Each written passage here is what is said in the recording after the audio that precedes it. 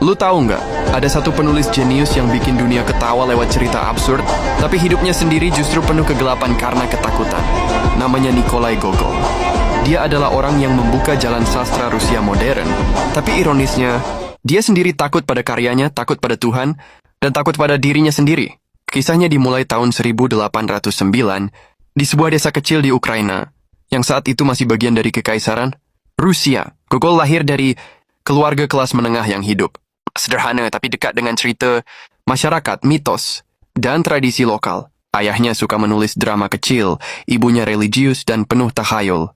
Dari kecil, Gogol tumbuh di antara cerita lucu, legenda mistis dan ketakutan akan dosa, kombinasi yang nanti membentuk seluruh hidup dan tulisannya. Sebagai anak sekolah, Gogol bukan jenius akademik. Dia pendiam, canggung, sering merasa dirinya beda dan tidak pantas. Tapi satu hal yang menonjol yaitu imajinasinya liar. Dia suka mengamati orang, meniru tingkah laku mereka, lalu mengubahnya jadi cerita. Sejak muda, dia sudah paham satu hal, manusia itu lucu tapi juga tragis. Saat remaja, dia pindah ke Saint Petersburg, ibu kota Rusia. Disinilah realitas menghantam keras. Gogol datang dengan mimpi besar, tapi kenyataannya dia kekurangan, kesepian, dan gagal. Karya pertamanya ditertawakan pembaca. Dia malu luar biasa, sampai membeli semua salinan, bukunya sendiri dan menghilangkannya. Ini bukan tindakan dramatis, ini rasa malu ekstrim. Tapi dari kegagalan itu, lahirlah Gogol yang sebenarnya. Dia mulai menulis tentang dunia. Yang dia kenal seperti karyanya The Overcoat dan The Nose bukan sekadar cerita lucu, itu sindiran tajam tentang manusia yang kehilangan martabat dalam lingkungan negara. Dari sinilah penulis-penulis besar seperti Dostoyevsky bilang, kami semua keluar dari mantel Gogol. Puncaknya datang lewat Dead Souls, karya besar yang membuatnya terkenal se-Rusia.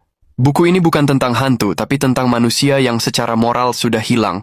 Gogol ingin menulis trilogi besar, kisah dosa, pertobatan, dan keselamatan Rusia. Tapi disinilah tragedi dimulai. Semakin terkenal, Gogol semakin gelisah.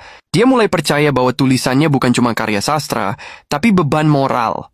Dia merasa yang di atas sedang mengawasinya. Dia takut menulis salah. Perlahan, dia meninggalkan dunia sastra dan masuk ke dunia spiritual yang ekstrim. Dia bepergian ke Eropa, hidup menyendiri, menulis surat penuh kegelisahan. Dia mulai menganggap dirinya berdosa. Dalam kondisi mental yang rapuh, Gogol membakar manuskrip lanjutan Dead Souls, karya yang seharusnya jadi mahakarya sastra dunia. Dia malah menghilangkan apa yang dunia tunggu darinya. Gogol tenggelam dalam ketakutan religius. Dia menyendiri dan meyakini bahwa caranya adalah jalan keselamatan. Tubuhnya melemah, pikirannya kacau. Tahun 1852 di usia 42 tahun, Nikolai Gogol wafat dalam keadaan kuranglah bisa dibilang. Gogol punya fobia luar biasa terhadap ketiadaan. Spesifiknya